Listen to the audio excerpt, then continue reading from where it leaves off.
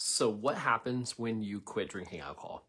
It's exactly what we're going to talk about tonight. For those of you that are not familiar with me, my name is Dylan Reed. I'm a certified professional recovery coach. I have been helping people around the world to get sober for years at this point, and would love to just share the bright side of quitting drinking alcohol. That's what we're going to do tonight.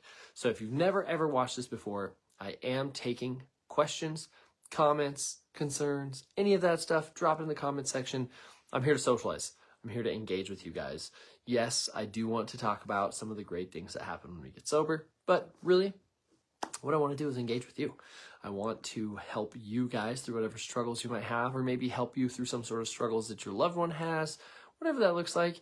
And would love to also hear from you if you've been sober for a while. I like to hear those kinds of things. So I'm looking forward to engaging with you. But during that time, like I said, I'm going to go ahead and share some of the things that happen when we quit drinking alcohol. Tyler, welcome. Nice to see you on here. So the reason I wanted to talk about this is because I have a reel that I had created that's like 7 things that happen when you get sober. And I always end up getting some backlash about it. And it's interesting to me because it's like conflating things. You know, one of the things I talk about is that if you quit drinking alcohol, you'll lose weight. And I always have people that talk about how either they gained weight when they quit drinking alcohol, or like, oh, they lost a bunch of weight while they were drinking. And we are conflating two behaviors. One of them is eating, and one of them is drinking alcohol. Now, if you quit drinking alcohol and you don't start eating more food, you will lose weight. Okay? So the people that get upset with that, they're like, well, I didn't lose weight.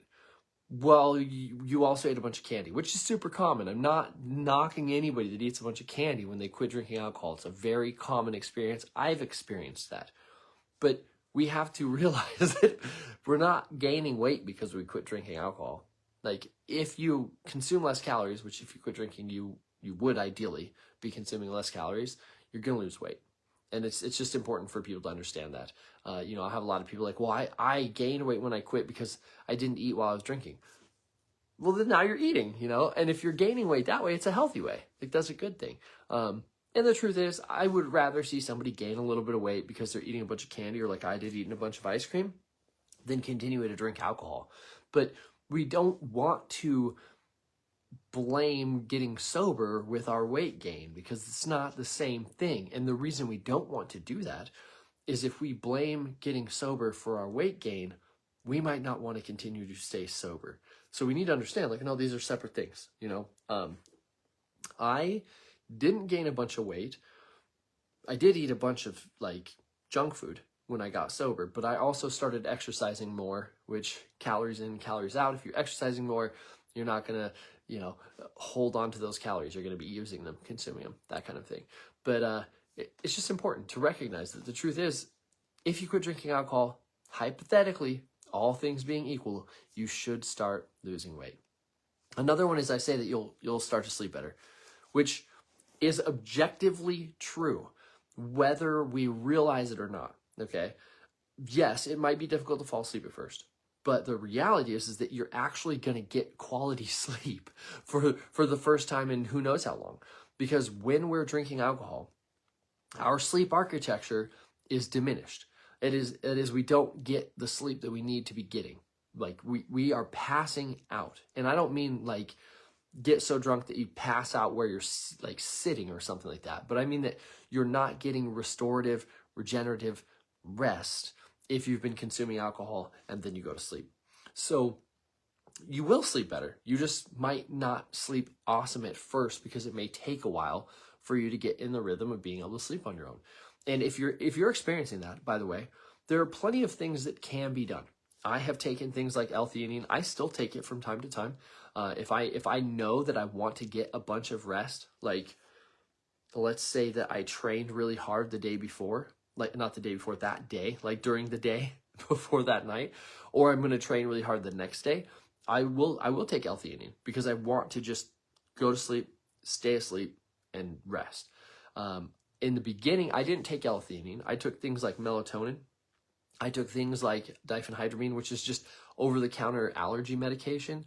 Neither one of those should be consumed for a long time, for the record. I should probably do this real quick.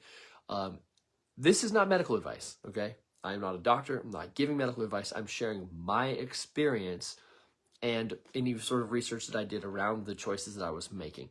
This is not me telling you what to do. This is me saying that this is what I did. These are things that helped me, okay?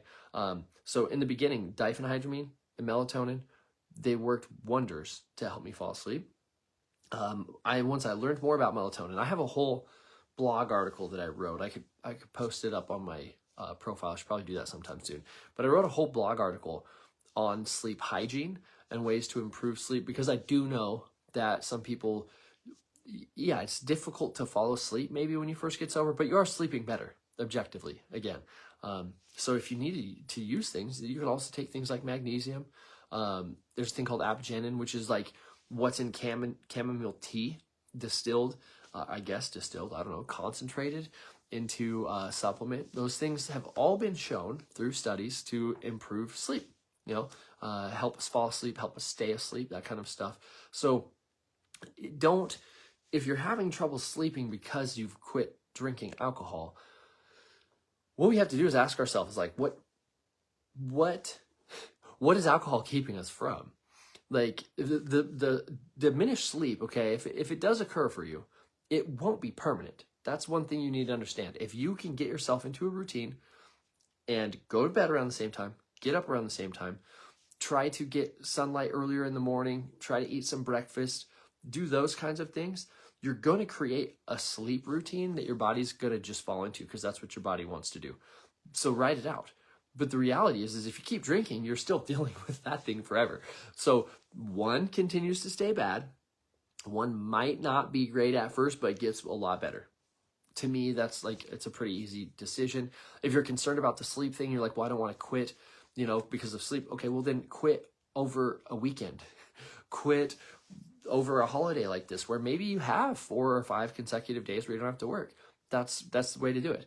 If you're super concerned about it, like, I don't know, maybe talk to your physician about it. There's plenty of people that take sleeping meds daily, so look into resources like that. Other thing is mental health often will improve, whether that is anxiety or depression. I'll go ahead. I just saw a comment come in. I'll get back to the mental health thing. We are here to engage with one another. That is why I'm here. This is social media. So I want to thank some of the people for being here, and then I want to go ahead and catch this comment. So thank you, Libby. Libby, nice to see you on here. Kathy, Ann, Darlise, I hope I got your name right. I'm sorry if I didn't. Krista, Elizabeth, nice to see you on. And Mark and Matt and Rachel and Karen, nice to see you again. Crystal says guided sleep meditations help too, especially taking the mind off of thoughts and help relax the body through detox and withdrawal. 100% agree. Did plenty of that in the beginning of my sobriety experience.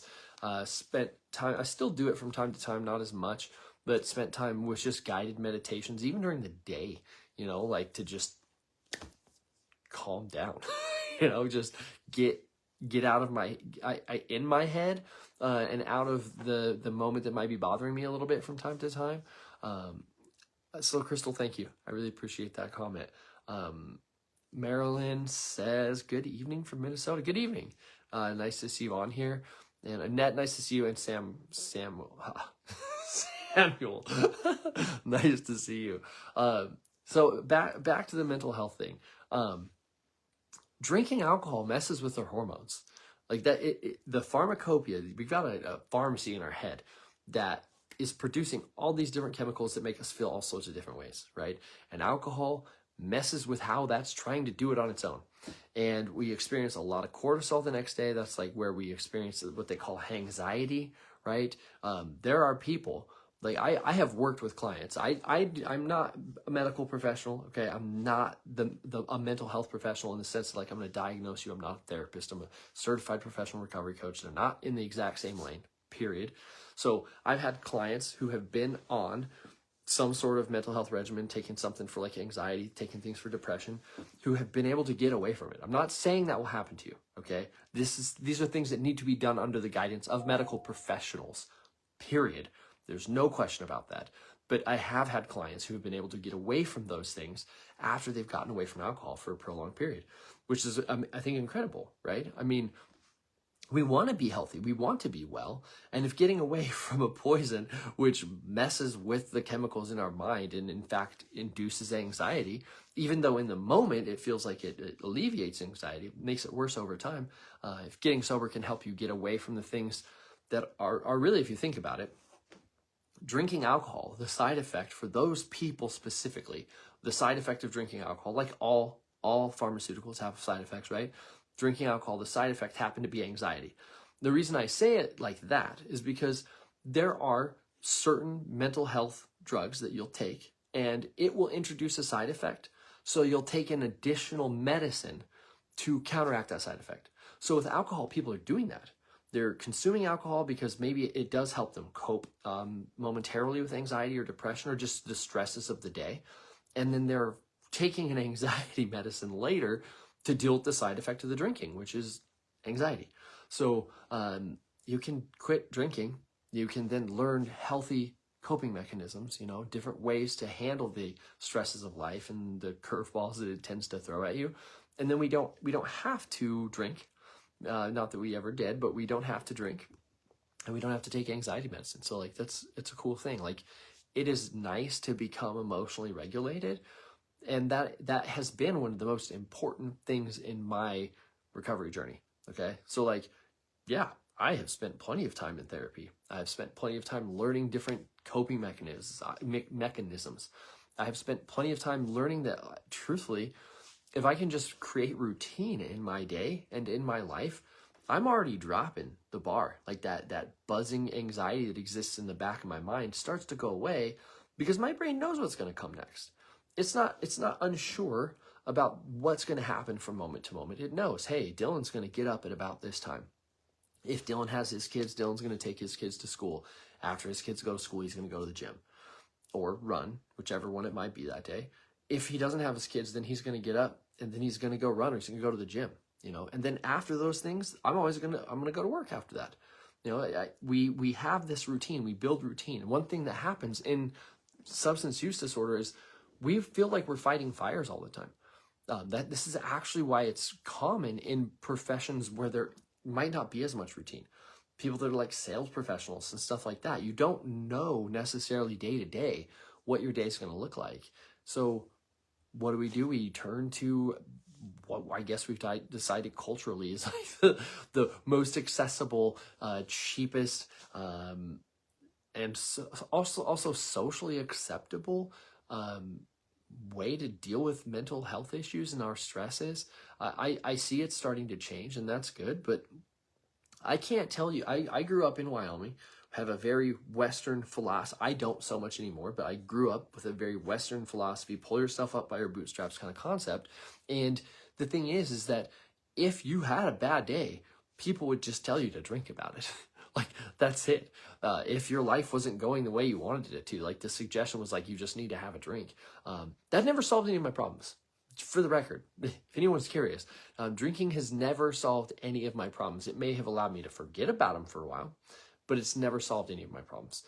And on many, many occasions, it's in fact made my problems worse. That's the truth. David, dude, what's up, man? Nice to see you on here again. As always, dude, I appreciate the stars. I really do. You just need to get a hold of me sometime. I'd love to hear from you. This is my bad. I was thinking about you last night, but we are in different time zones, and I was like, this is probably too late to get a hold of David. And I intended to today, and I didn't, dude. I had 3 holiday parties for my kids, and it was just zigging zagging around, dude. It's a crazy day today. The reason I'm late, normally I would be on at 7 o'clock tonight Central Time, but I'm late. I guess it can't be late to your own event, but I'm late because I was at a holiday concert. So today's just been wild. But David, I'd love to hear from you, man. You got my number. You know how to get a hold of me.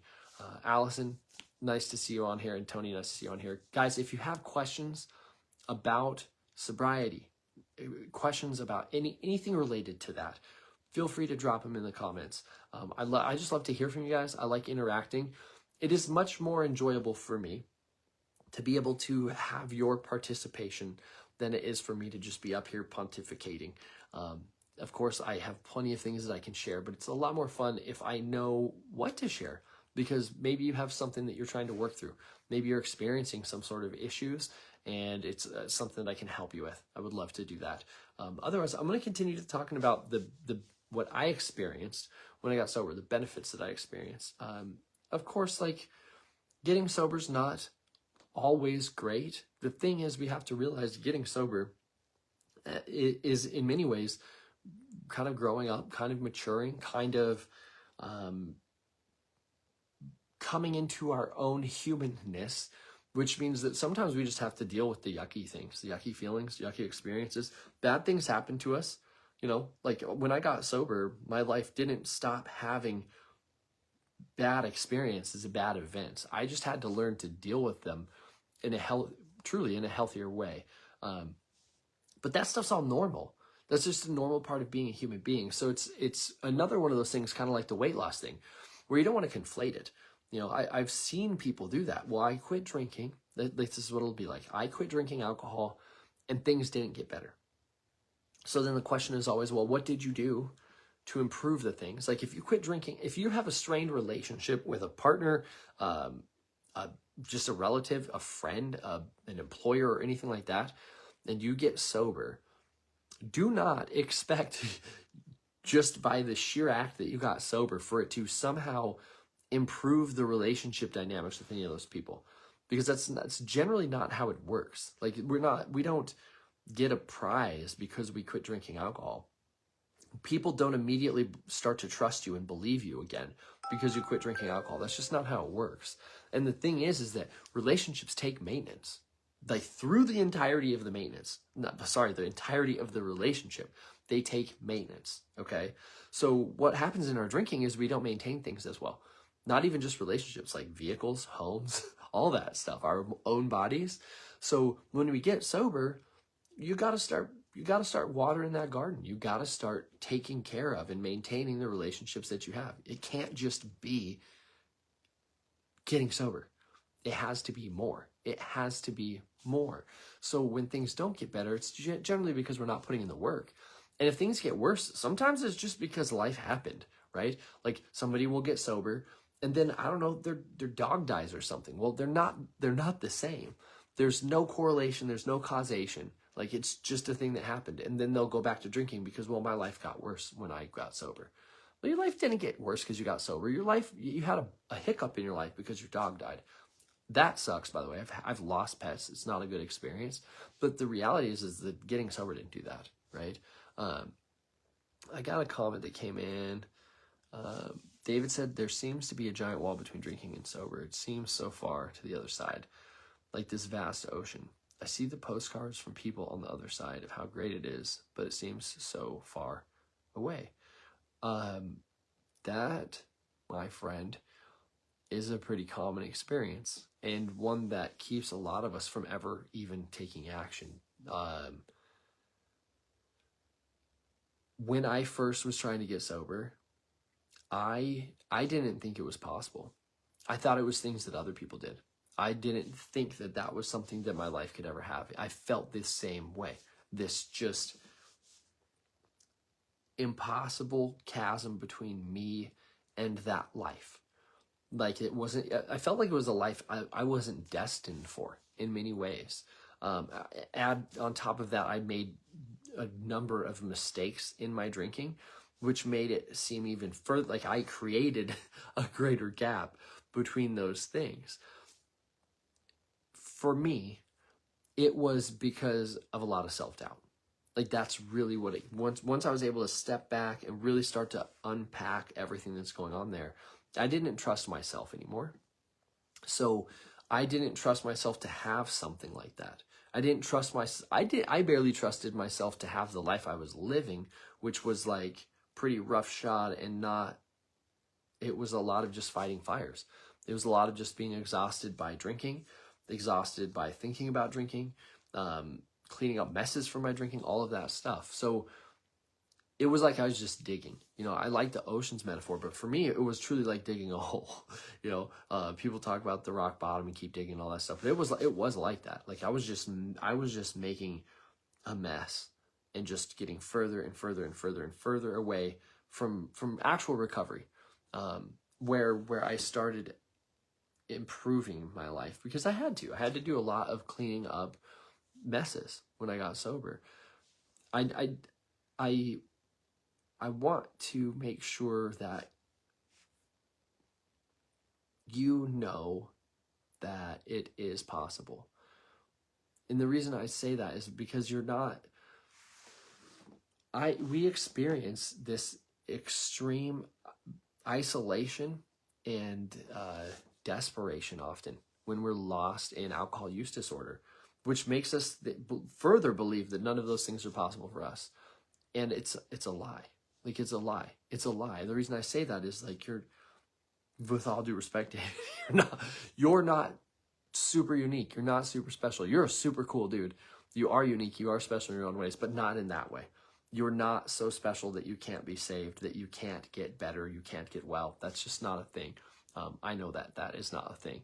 So just start to realize that it's not the truth. We are doing a lot of distorted thinking in that experience. We're catastrophizing, we're ruminating, we're doing all of that stuff, which isn't actually real. I often tell people that I'm working with, it's like, how many hours in your life have you spent imagining a reality that you never even found yourself in? And it's not, I've not met very many people who are ruminating about good stuff. Like, it's tough. It's tough. We ruminate the opposite direction about horrible things. Crystal says self-worth plays into feeling worthy of sobriety. David, I hope you know you deserve to be on the other side. Exactly. I mean, that's really it. Like, the highest form of self-love, the first real act of self-love that I ever had was to get sober. I didn't realize that at the time. There's been lots of them since then. My decision to continue to take care of my fitness is an act of self-love. Taking care of the way that I eat is an act of self-love. No, I'm not perfect. No, it's not 100% organic. No, it's not like that. I eat food, right? But I do generally make conscious choices about what I'm eating. My decision to go to bed when I when I've decided that I should go to bed, to be able to get a full night's sleep, that's an act of self-love. Even if all my friends want to text and talk and play video games or whatever they want me to do, choosing to go to sleep is an act of self-love. But it came out of truly where me getting sober came from, was realizing that I had a life that I could live that was better than the one I was living. And in order to have that, I had to get sober. I realized that I was capable of more, but I would never realize what I was capable of unless I got sober. It all came down to a question. What was I doing with my life? Someone asked me that question, jokingly said, what are you doing with your life? And I didn't have an answer. I truly in that moment didn't have an answer. And it bugged the hell out of me for days and weeks until eventually I realized I won't have an answer to that until I get sober. Because I'm not going to ever know what I'm doing with my life until I get sober. Because I'm not making plans. You're almost, to a degree, you're becoming incapable of doing that sort of truly doing that sort of long-term thinking. Because it's all about fueling the disordered behavior. That's all that matters anymore. It's like, okay, I have to make sure I have a job, not because I want money, but because I need money to drink. I have to make sure that I have a roof over my head, all those kinds of things. But eventually that stuff starts to even peel away. You see somebody very, very lost in active addiction, very lost in those disordered behaviors, and those things become less and less important. It becomes nothing but the behavior itself, right? We get lost. We just have a tendency to get lost, and nothing else matters. It's not a cool place to be. But I realized that in order to have any sort of self-worth, any sort of love for myself or the people around me, sobriety was requisite. It just was. I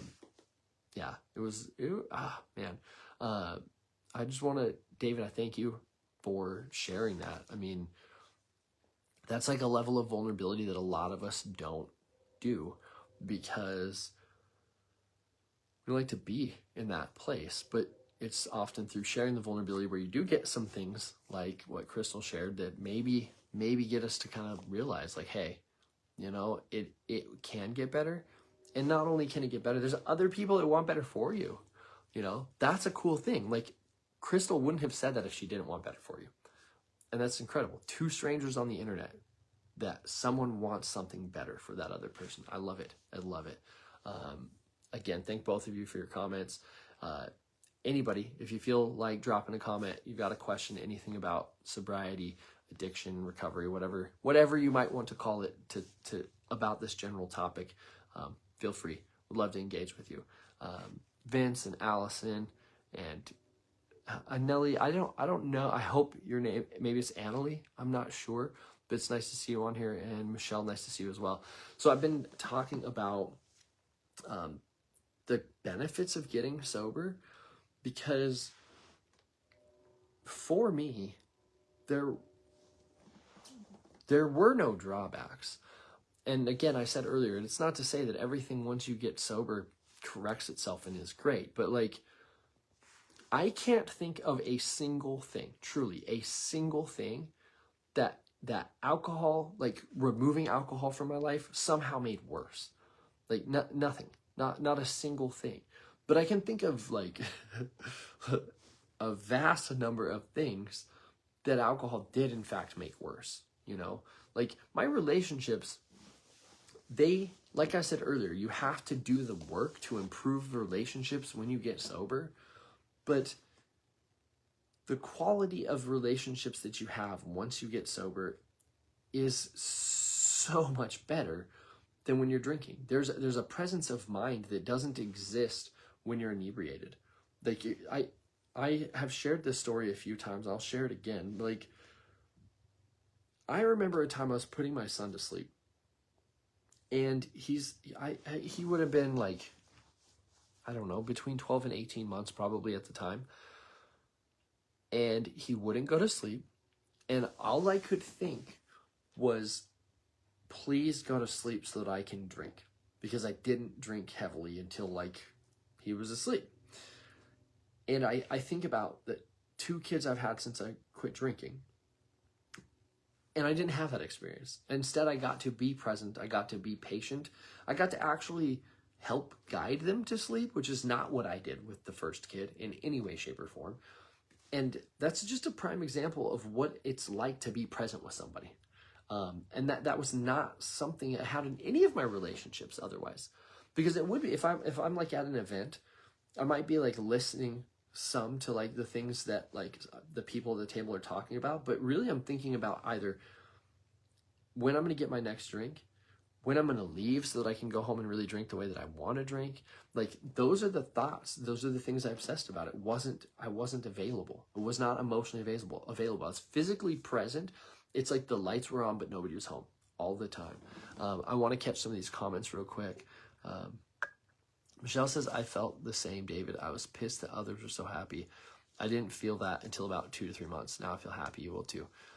That's seriously it. Like, I often say that it took time to walk into the forest and it takes time to walk back out. You know, like wherever we find ourselves in our disordered behavior, we didn't get there overnight. Like that's just not the way that it happens for anyone that I'm aware of. The messes we start to create and the routine and the habit that goes around the behavior takes a while to build. It takes a while to dismantle it as well and create new habits and new routines that take its place.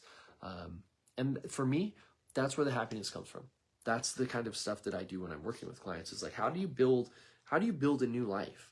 How do you build new routines? How do you do those kinds of things? It's a different experience. It is about like removing a habit and building new ones. I've said this before, sobriety is a habit. My habit is to say no when people offer me a drink. You know, my habit is to not drink, whereas before my habit was to drink.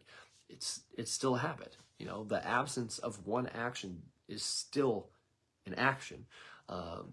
Yeah. David says, different David, for the record. Says, hi everyone here tonight. I'm on day 4 and doing okay. Discovering your own self-worth is huge, as Krista pointed out. David, nice to see you on here. Day 4, dude, is a big deal. Really big deal. A really, really, really, really big deal that is 100% worth celebration. And I appreciate you dropping in and letting us know. I think for me, always, the less sobriety somebody has, the more inspiring it is to me, because I have years of sobriety, and at this point, though it is meaningful, it is not challenging in the way that it was in the beginning. In the beginning, it took real discipline. It was difficult to do. Now it's quite effortless. Like I don't have to go to meetings all of the time. I don't have to see a therapist every week or multiple times a week as I have in the past. I don't have to do those kinds of things to stay regulated, to stay on routine, to continue to make smart choices. But I did need those things in the beginning. I needed that kind of support in the beginning.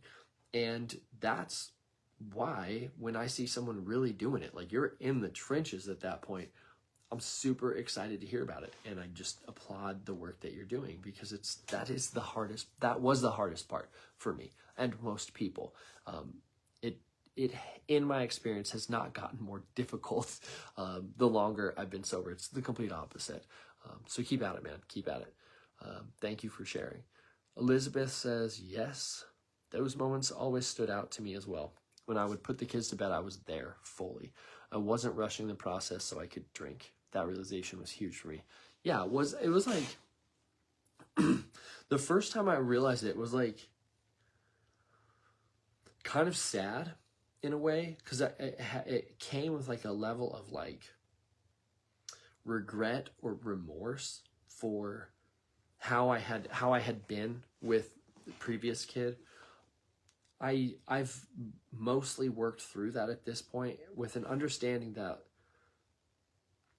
I have a different perspective. I have a different point of view to look at the world now.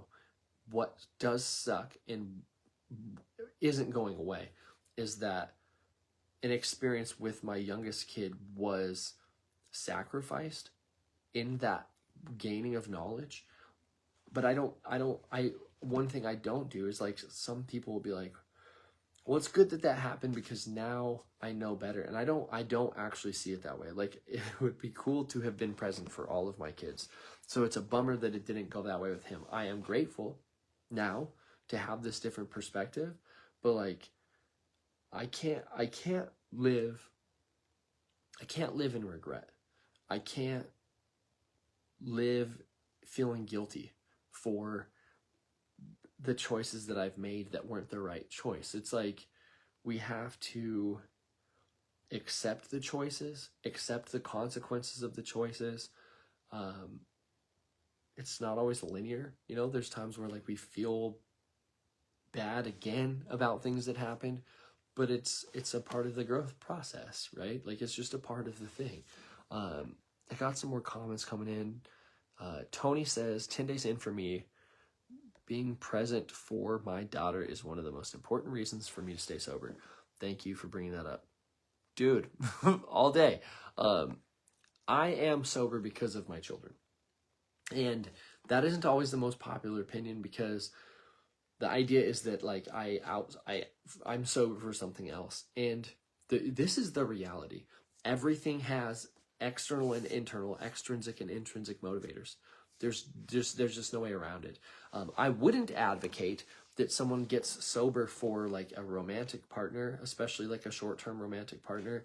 And yes, it's very useful to have part of the reason that we're making the choice come from us on its own. But the thing is some days we don't want to show up for ourselves. And having something outside of us can be a useful way to make sure that we still show up. We think about most of the things in our life, we're going to have external and internal motivators. It's not going to just be through pure grit and resilience that I make the choices that I make every day. It just doesn't work that way. And the other thing was, you know, I did have people like, you know, you got to quit for yourself. Well, folks, I had spent 10 years trying to quit for myself. and it wasn't working. Like apparently at that point in my life, I did not care enough about me to show up for me, but I did care enough about my kids to get me to get my foot in the door, to start to care about me, to start to take care of myself. So if your kiddo is one of the things that motivates you to have gotten and stayed sober, cool. Keep at it. Like, keep at it. I'm all about it. I'm all about it, because we need all of those things. It's like, it's a whole thing that motivates us to make choices and to take correct actions. It's not going to be just one thing. It shouldn't be just one thing. Karen says, I'm 23 days, no alcohol. My energy levels have gone up. That's what I like to hear. Like, that's what we were talking about today, is like what happens when you quit drinking alcohol? Well, that's one of them. You get sober for a while, you do have more energy. You have to think, like, you're pouring a poison into your body, which you then are asking your body to get rid of. Like, that's what's going on. You're like, spill on aisle 5, deal with it. And your body has to make a lot of decisions. It turns off certain systems, it turns on certain systems in order to deal with that. And it is taxing. That is why we don't live as long. That is why we do develop cancers. These kinds of things. You're asking your body to do things that it shouldn't be doing, which then means it doesn't have resources to do other things. So when you quit drinking, metabolism is no longer spending time metabolizing alcohol. It's not messing with ethanol. It doesn't have to go through the whole process of alcohol dehydrogenase and all of these different components that are required to metabolize ethanol, right? Cool. It doesn't have to produce all that stuff. So it has the ability to produce other things, like you having a good time, you having a better mood, you having more energy, all of that stuff. Crystal says there's grief in the process of moving from the loss of opportunity to experience to ability to be more present. Yeah, well, there really is. Like, my getting sober for me was a lot of grieving in a lot of different ways. Like, grieving a future. This is an interesting one. Grieving a future that I knew I would never have now. Grieving all of the romanticizing future events of how I would someday go on a cruise, and like, because I had friends that had gone on a cruise and got like the all access pass, and they were just drunk on a cruise ship the whole time, and like realizing I was never going to have that experience, realizing that I wasn't going to go to an all inclusive resort and do the kind of drinking at the bars that they have in pools and stuff. Like, that wasn't going to happen. Realizing that I was never going to grow up to be the Dos Equis guy, like I was never going to be the most interesting man in the world drinking some sophisticated drink in a bar somewhere being cool. Like, those things that, granted, I don't think that stuff's cool anymore, but I sure did at the time. I realized that wasn't going to happen. I was never going to have, I enjoyed scotch a lot. I was never going to have what I always dreamed of for years, was having like my own bar, like a bunch of like really nice scotches. I wasn't going to have that stuff anymore. That stuff wasn't going to happen. I had to grieve that. I had to like go through the process of like accepting that wasn't going to become a reality. And I went through all of it. There was times I was mad about it, mad at the world for making it to where I couldn't drink like normal people, sad about losing that stuff, like all of it, going through all the stages of grief over an imagined future, which honestly, even that made me mad. I was mad to be mad about a thing that wasn't going to happen, that didn't even exist. So it's like, why am I so upset about this? But it was part of the process, and then also just grieving not being able to drink anymore. As strange as that might seem, like, it was something I always thought I was going to do. It was something that I never imagined in my life, that my life wouldn't include it. And I don't like, I also would like to point out, I never imagined that it would become a problem, okay? I never imagined I would develop alcohol use disorder. I was sure I wouldn't. The reason I was sure I wouldn't was because I thought I was smarter than that.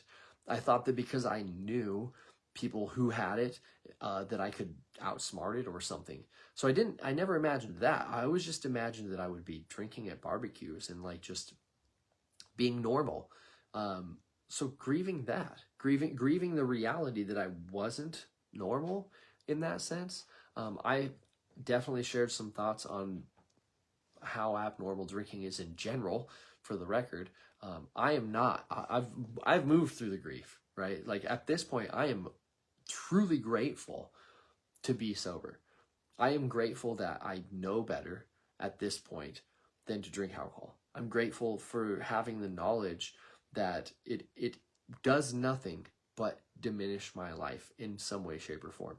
Those are things I didn't have. Like I would like to also point out, like going into drinking, we had the DARE program, right? And they they had me scared of like heroin and meth and coke and marijuana and all that stuff.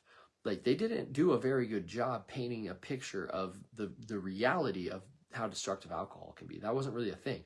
So as I'm drinking, I'm like thinking, yeah, it's illegal, because I started well before I was 21. So I'm thinking it's illegal, but I'm not thinking like this is bad for me. Not in the sense that you think like, you can't drink paint thinner. You know what I mean? Like, and I grew up in a city where methamphetamines was a big deal. So there's like billboards, and like you see tweakers, like you see how it's bad for them. And I guess I never equated that like family members that had alcohol use disorder were alcoholics. I never equated that it was like the alcohol's fault. Okay. I am thinking it's something that's wrong with the person. And it's not really that. It's a little both, but like no alcohol use disorder. Like weird, right? So it's an interesting thing. I want to catch this comment. David says, again, other David, says, one thing for me has been a lack of accountability. I'm single, I don't have any children, I live by myself, and I'm self-employed. My lifestyle has allowed me to drink and barely show up for myself and for my work. I had no one else close enough in my life to hold me accountable, so now I need to take accountability for myself into my own hands. I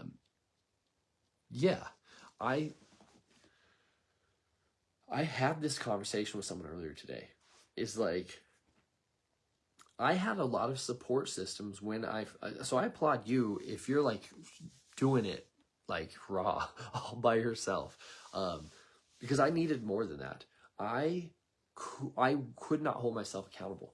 I wasn't there, so I outsourced it, and most people do. I mean, like the truth is going to a support group of any flavor, I don't care, like whatever anonymous you want, you have it a faith-based thing like Celebrate Recovery, Smart Recovery, any of that stuff, we're outsourcing a level of accountability. I don't think there's anything wrong with that. I think it's a very normal, very human experience as a tribal species to lean on one another. Very normal thing, right?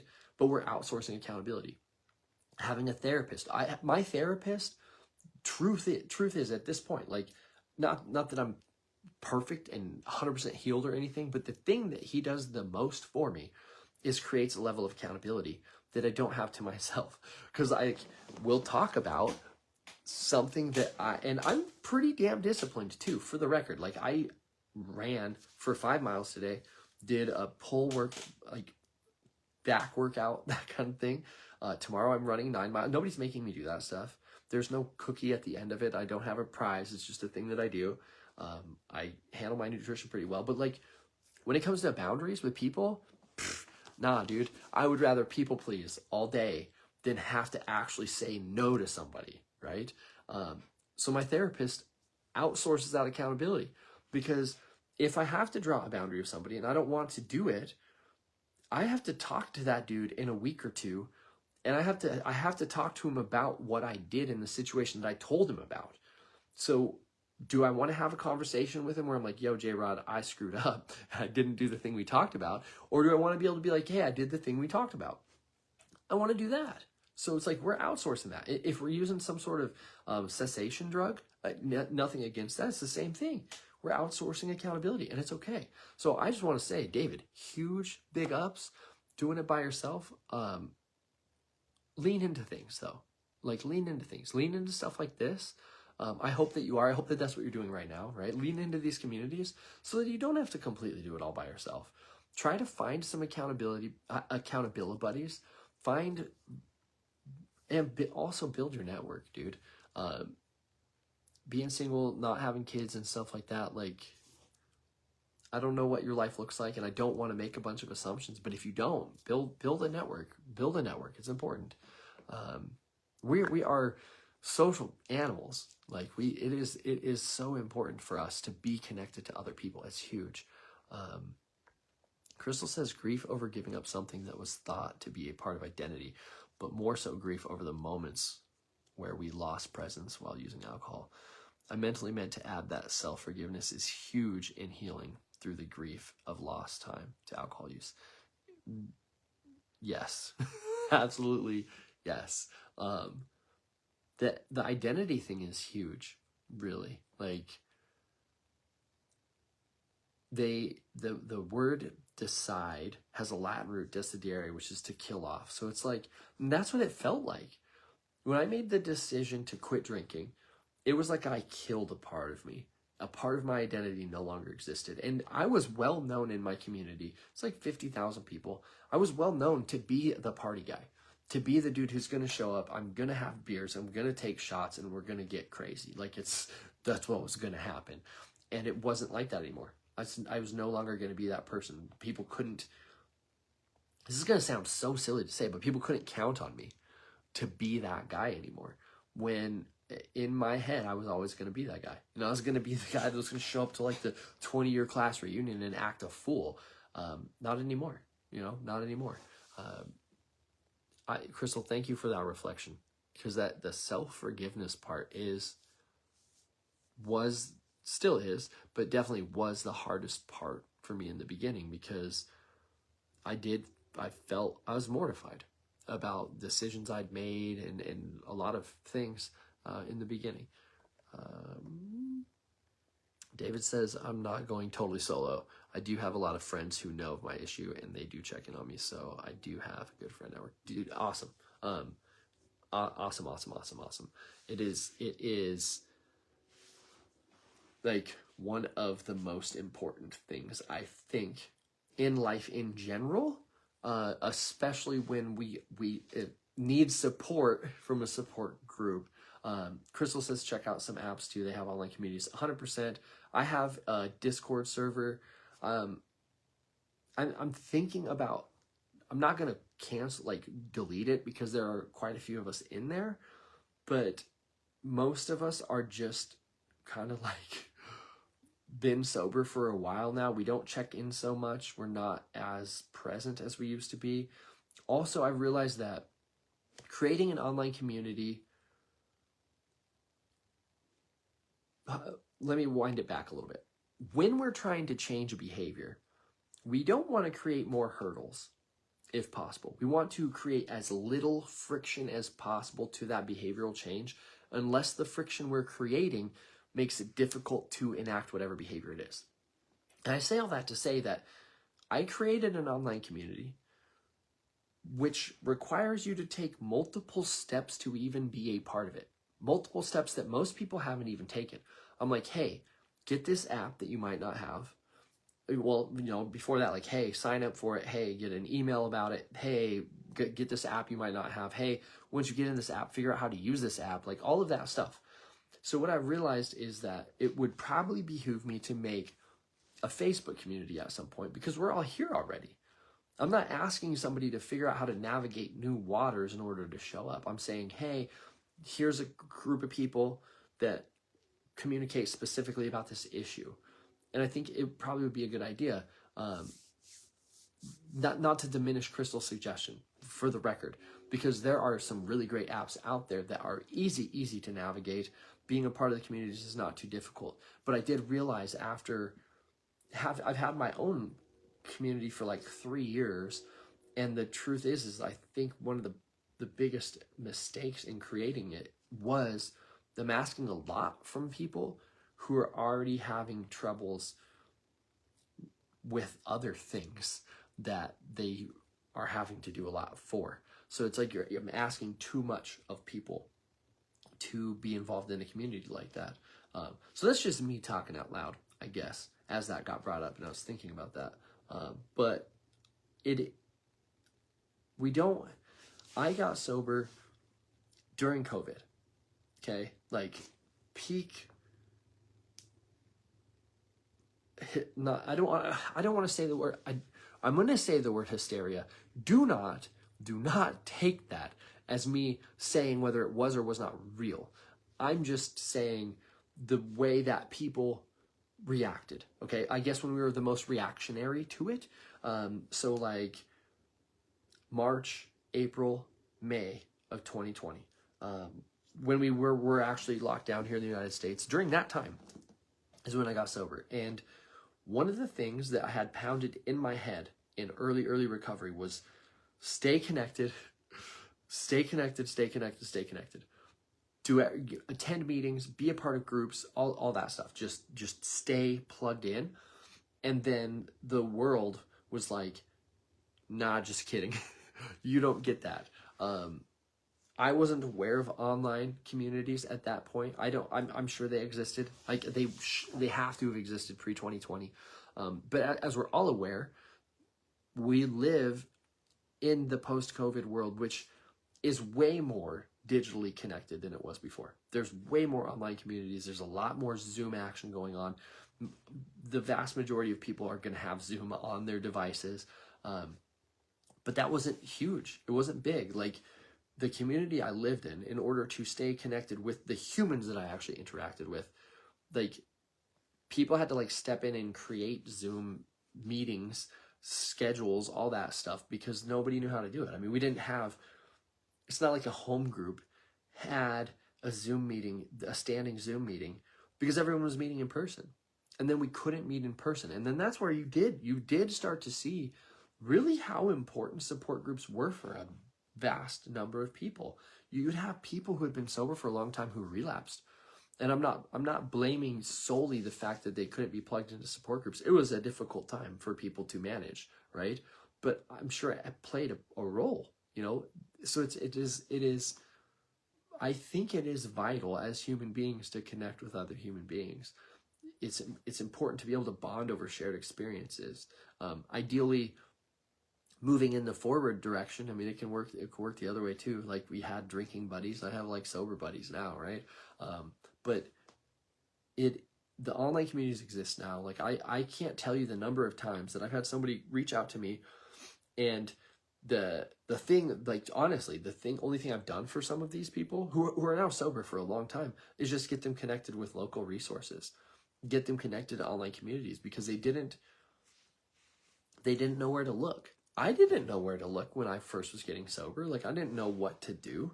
You know, it required people who had knowledge and had experience to point me in the right direction for me to know where I was going.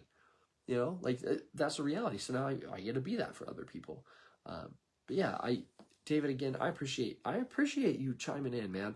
And I do want to apologize. Like I said, I didn't want to assume what your life looked like, what kind of network you had. So I'm glad to hear that you did have other people that are already supporting you. And Crystal, again, thank you for chiming in and pointing out the value of the apps and the online communities, because it's huge. I mean, we live in a very connected world. You know, I'm like, I'm on a phone with you. I have a phone here. Like, that's just what life looks like at this point. Yeah. So I've probably been on for close to an hour now.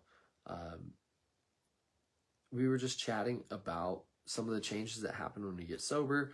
And then, of course, always taking any comments that come in and engaging with the audience. Crystal, I really appreciate you. This is the first time that I've seen you on a live stream, and you've had a lot to contribute. I saw your message the other day. I really appreciate you taking the time out of your night to come in and interact with everybody. It's a big deal. Thank all of you guys for being on here tonight. I'm getting hungry and I'm getting tired, so I'm probably going to call it a night. I will be on again tomorrow. In fact, my schedule, the live stream schedule is posted on my profile. and it's pinned to the top. It's the very first post that you'll see if you go to my feed. I'm pretty much live like every night for like a week or more, actually, because my kids will be at their mom's house. And I figure what a better way to spend my evening, or what better way to spend my evening than to hop on with you guys for a while each evening. So that's what I plan to do. Yeah, thank you guys for being here tonight, and I will see you tomorrow.